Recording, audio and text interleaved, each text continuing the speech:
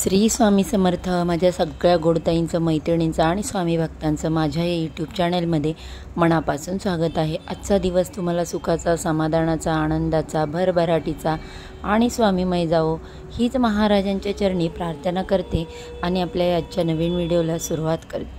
शारदीय नवरात्री आणि विजयादशमी हे झाल्यानंतर वेध लागतात ते कोजागिरी पौर्णिमेचे। अश्विन महिन्याच्या शुक्ल पक्षातील पौर्णिमेला शरद पौर्णिमा किंवा कोजागिरी पौर्णिमा असे म्हटले जाते। हिंदू धर्मामध्ये कोजागिरी पौर्णिमा मोठ्या उत्साहाने साजरी केली जाते। अर्थात कोजागिरी पौर्णिमा ही वर्षातील सर्वात मोठी पौर्णिमा असते। पंचांगानुसार यावर्षी अश्विन महिन्याची पौर्णिमा ही 16 ऑक्टोबरला म्हणजेच बुधवारी रात्री 8:41 सुरू होणार आहे। ही पौर्णिमाची तिथी दुसऱ्या दिवशी म्हणजे 17 ऑक्टोबर रोजी गुरुवारी संध्याकाळी 4:56 समाप्त होणार आहे। आपल्याकडे सूर्याने बघितलेली तिथी म्हणजेच उदय तिथीनुसार तो दिवस साजरा केला जातो। म्हणून कोजागिरी पौर्णिमा ही 17 ऑक्टोबर रोजी म्हणजेच गुरुवारी साजरी केली जाणार आहे। असं म्हणतात की कोजागिरी पौर्णिमा हा देवी लक्ष्मीचे जन्मतिथीचा दिवस आहे। पृथ्वीवरती त्या दिवशी देवी लक्ष्मी येते आणि पुढील 15 दिवस म्हणजेच दिवाळीच्या अमावस्येपर्यंत ती पृथ्वीवरती असते आणि या 15 दिवसामध्ये आपण देवीची सेवा उपासना करत असतो। या दिवशी ती प्रत्येक घरी जाते आणि बघत असते की कोण तिच्या स्वागतासाठी जागे आहे म्हणूनच या पौर्णिमेला कोजागिरी पौर्णिमा असं म्हणतात। आणि या दिवशी कोण देवीसाठी जागा आहे हे पाहिलं जातं। तसेच या दिवशी देवीसाठी बासुंदीचा नैवेद्य तयार करण्याला अतिशय महत्त्व आहे। असं म्हटलं जाते की कोजागिरी पौर्णिमेच्या रात्री चंद्रातून निघणारी जी किरणं आहेत ती अमृतासमान असतात। म्हणून या दिवशी लोक दूध किंवा बासुंदी तयार करतात आणि रात्री ते चंद्रप्रकाशात ठेवतात। असं केल्याने चंद्राची किरणं त्या दुधावरती किंवा बासुंदीवरती पडतात व चंद्रप्रकाशाने देवी लक्ष्मी प्रसन्न होते असं म्हणतात। याशिवाय घरातील देवीला प्रसन्न करून घेण्यासाठी अनेक सेवा उपाय केले जातात। असंच एक उपाय मी आजच्या व्हिडिओमध्ये शेअर करणार आहे। या उपायामध्ये तुम्हाला कोजागिरी पौर्णिमेच्या दिवशी लक्ष्मी स्वरूप काही वस्तू घरी आणायच्या आहेत। या वस्तू घरामध्ये आणल्यानंतर तुमच्या आयुष्यात असलेले दुःख, दारिद्र्य संपूर्णपणे नष्ट होईल। घरामध्ये अखंड लक्ष्मी वास करेल आणि घरामध्ये असलेली गरिबी संपूर्णपणे नष्ट होईल। तर या कोणत्या लक्ष्मीच्या आवडत्या वस्तू आहेत याविषयी संपूर्ण माहिती जाणून घ्यायची असेल तर व्हिडिओ स्किप न करता शेवटपर्यंत बघा। चॅनलवरती पहिल्यांदा आला असाल तर नक्कीच सबस्क्राईब करा आणि अशीच नवनवीन माहितीपूर्व व्हिडिओ बघण्यासाठी बेल आयकॉनला देखील क्लिक करा। त्यामुळे जेव्हा पण मी नवीन व्हिडिओ अपलोड करेन तेव्हा त्याचे नोटिफिकेशन सर्वात आधी तुम्हाला मिळेल आणि तुम्ही एक पण व्हिडिओ मिस करणार नाही। बघा, धार्मिक मान्यतेनुसार लक्ष्मी स्वरूप असलेल्या या काही वस्तू घरात ठेवल्याने तुमच्या घरामध्ये धनधान्याची कधीही कमतरता भासत नाही। देवी लक्ष्मीची अखंड कृपा तुमच्या घरावरती राहते। तर मग या सगळ्या वस्तू तुम्ही आणाव्यात असं नाही, पण यातली जी वस्तू तुमच्या घरामध्ये नसेल ती तुम्ही कोजागिरी पौर्णिमेच्या शुभ मुहूर्तावरती आणायची आहे आणि ती तुमच्या घरामध्ये स्थापित करायची आहे। घरामध्ये जर आर्थिक अडचण असेल तर कोजागिरी पौर्णिमेच्या दिवशी तुम्ही देवी लक्ष्मीला चांदीचं नाणं खरेदी करून आणायचं आहे। या चांदीच्या नाण्यावरती देवी लक्ष्मीचे चित्र म्हणजेच जे प्रतिमा असते ती बसलेल्या स्वरूपात असावी। शिवाय 2 हत्ती देखील बाजूला असावेत, म्हणजे गजलक्ष्मी अशा स्वरूपामध्ये तुम्हाला एक चांदीचं नाणं कोजागिरी पौर्णिमेच्या दिवशी खरेदी करून आणायचं आहे।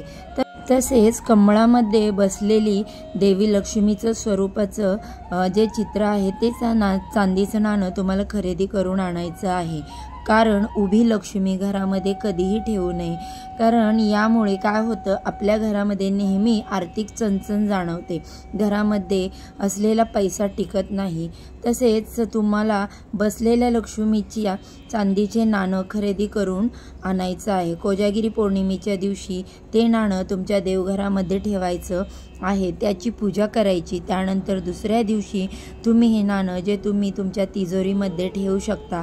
त्यानंतर दुसरी वस्तू जी आहे तुम्हाला कोजागिरी पौर्णिमेच्या दिवशी खरेदी करून आणायची आहे ती म्हणजे कवडी। तुम्ही कवडी पिवळ्या रंगाची आणू शकता किंवा पांढऱ्या रंगाची आणू शकता। तुमच्या आर्थिक समस्या दूर करण्यासाठी ही अत्यंत महत्त्वाची वस्तू आहे। कवड्यांची उत्पत्ती ही समुद्र मंथनातून झालेली आहे आणि देवी लक्ष्मीला देखील त्या कवड्या अतिशय प्रिय आहेत, त्यामुळे त्या कवड्या तुम्हाला खरेदी करून आणायच्या आहेत। त्यानंतर या कवड्या तुम्हाला कोजागिरी पौर्णिमेच्या दिवशी याची पूजा करायची आहे व या कवड्या तुम्ही दुसऱ्या दिवशी पासून तुमच्या देवघरामध्ये ठेवू शकता। देवी लक्ष्मीचा फोटो असेल तर फोटोसमोर किंवा तुमच्या देवाऱ्यामध्ये देवी लक्ष्मीची मूर्ती असेल तर त्या मूर्तीसमोर एका वाटीमध्ये किंवा प्लेटमध्ये तांदूळ घ्यायचे आहेत आणि त्या तांदळावरती या कवड्या तुम्हाला देवघरामध्ये कायमस्वरूपी प्रस्थापित करायच्या आहेत। घरामध्ये कवडी ठेवणे हे खूप महत्त्वाचे मानले जाते। कवडी ही धनाला आकर्षित करते। देवी लक्ष्मी आपल्याकडे स्थिर राहते, म्हणून कवड्या खरेदी करून तुम्ही कोजागिरी पौर्णिमेच्या दिवशी आणू शकता। तसेच त्यानंतर तिसरी वस्तू जी आहे ती तुम्हाला कोजागिरी पौर्णिमेच्या दिवशी खरेदी करून आणायची आहे ती आहे श्रीयंत्र। हिंदू धर्मग्रंथांमध्ये धन कमावण्याचे अनेक मार्ग सांगितले आहे। श्रीयंत्र हे त्यापैकी एक आहे। श्रीयंत्र देवी लक्ष्मी आणि धनाची देवता मानले जाते। श्रीयंत्र हे देवी लक्ष्मीला आकर्षित करण्याचा उत्तम मार्ग आहे।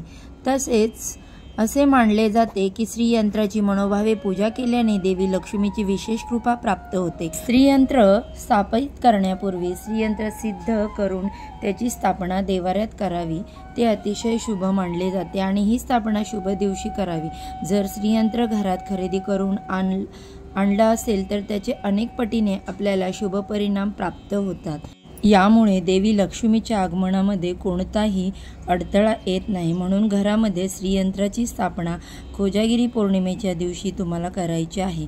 त्यानंतर पुढची वस्तू जी तुम्हाला कोजागिरी पौर्णिमेच्या दिवशी घरामध्ये आणायची आहे ती म्हणजे शंख। आता शंख अनेक प्रकारे आहेत, मग नेमका कोणता शंख आपल्याला घरात आणायचा आहे तर पहा, देवी लक्ष्मीचा भाऊ हा देवी लक्ष्मीला अतिशय प्रिय असणारा शंख म्हणजे दक्षिणावर्ती शंख आपल्याला घरामध्ये आणायचा आहे। दक्षिणावर्ती शंख घरात आणल्यानंतर त्याची आपल्याला मनोभावे पूजा करायची आहे आणि तो शंख देवाऱ्यामध्ये स्थापित करण्यापूर्वी त्याला आपल्याला आसन द्यायचं आहे। शंखासाठी स्टँड तुम्हाला बाजारामध्ये मिळून जाईल, जिथून तुम्ही शंख खरेदी करत असाल त्याचसोबत तिथे स्टँड देखील तुम्हाला घ्यायचे आहे। हा शंख देवघरात स्थापन करण्यापूर्वी तुम्हाला स्टँड ठेवायचा आहे, त्याच्यावर लाल रंगाचा कपडा ठेवायचा आहे आणि त्यावरती तो शंख ठेवायचा आहे।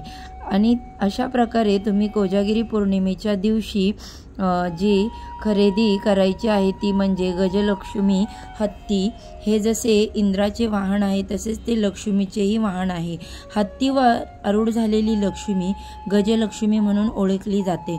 तिचा वैभव प्रतीक मानले जाते, म्हणून आपल्याला कोजागिरी पौर्णिमेच्या दिवशी हत्तीच्या जोडीचं खरेदी करायची आहे। हत्ती ही विशेष समृद्धी व वैभवाचे प्रतीक मानले जाते, म्हणून त्यांना गजंत लक्ष्मी असे म्हटले जाते व ह्या लक्ष्मीची खरेदी कोजागिरी पौर्णिमेच्या दिवशी आपल्याला करायची आहे। तर काही या शुभ वस्तू आहेत ज्या खरेदी केल्याने घरामध्ये अखंड लक्ष्मी नांदते, सुख समृद्धी येते। तसेच व्हिडिओमध्ये सांगितलेल्या सगळ्या ज्या वस्तू आहेत ते तुम्ही खरेदी करून आणाव्यात असं नाही। यापैकी तुम्हाला जी जमेल, तुम्हाला जी योग्य वाटेल, तुमच्या घरात नसेल ती वस्तू तुम्ही खरेदी करायची आहे। तर चला मग याबरोबरच आजचा व्हिडिओ मी इथेच एंड करते।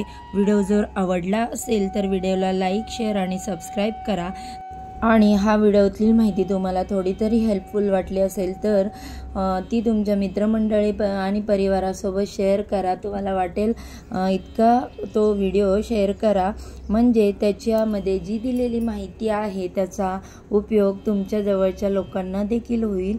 चला तर मग आजचा व्हिडिओ इथेच संपवते। उद्या अशा छानशा माहितीबरोबर, छानशा व्हिडिओबरोबर पुन्हा भेटूया। सर्वांना श्री स्वामी समर्थ। जय जय स्वामी समर्थ।